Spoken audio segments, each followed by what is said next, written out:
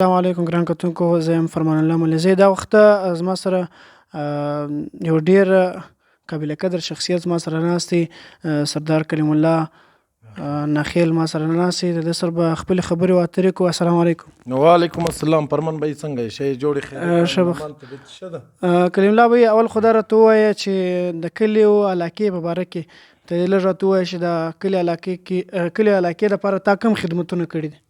فرمان بھائی، کلی علاقه کې زموږ څه په وس کې موږ کوو، دا روډونه ولو، دا موږ کلي علاقې دپاره، دا برمه ده موږ د کلي دغه غریبانو دپاره موږ د ځانه ولې ده او اوبه ورکوو. ټوټل خلک اوبه وړي، خپله خرچه باندې خپل دغه باندې، بل که څوک چا څه مسله یې هسپتال کې غریبان یې، موږ څه په وس کې موږ خپل مدد کوو.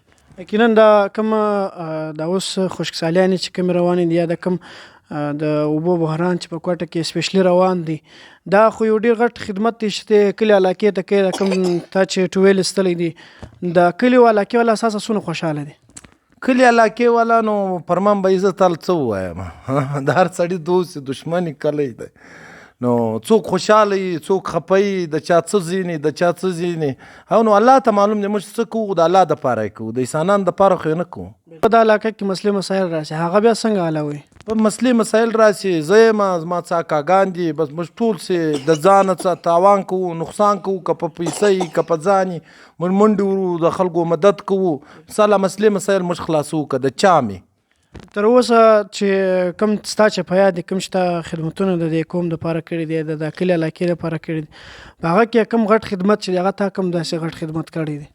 نو آیا ښه خو نه دي ښه چې څوک یې یادوي، ښه چې څوک یاد کړي وایي ښه نه دي، وایي دا ډېره ګناه لري.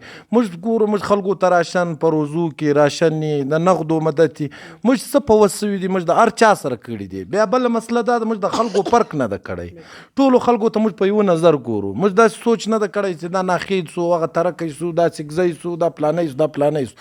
السلام علیکم. وعلیکم السلام. څنګه په خیر ښه یې؟ نو عزیز صاحب، دا راته ووایه چې کلیم الله کوم سردار کلیم الله چې دی، دا ستا څنګه شناخته شو؟ دا سردار کلیم الله نخیل چې دی، دا زما د 25 کالو سانډیوال دی، زما یار دی، بلکې زموږ ورور دی.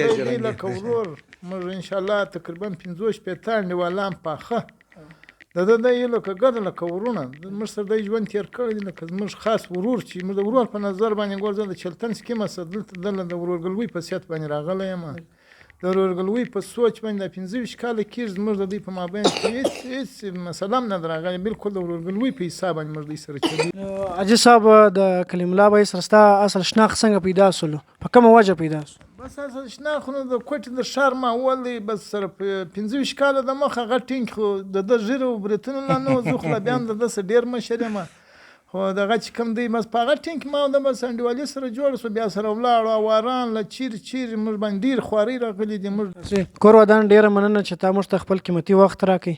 کور ودان ډېر